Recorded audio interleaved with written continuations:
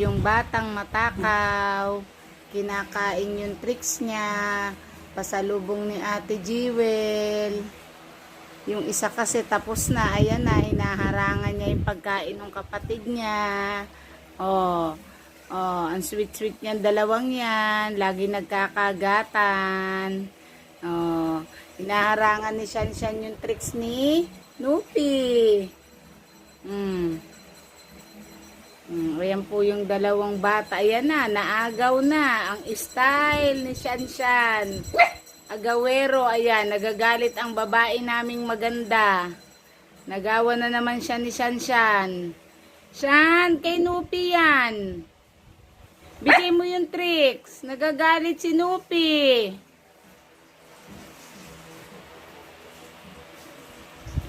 Oh, nagagalit yung Nupi namin. Naagawan ni Shanshan.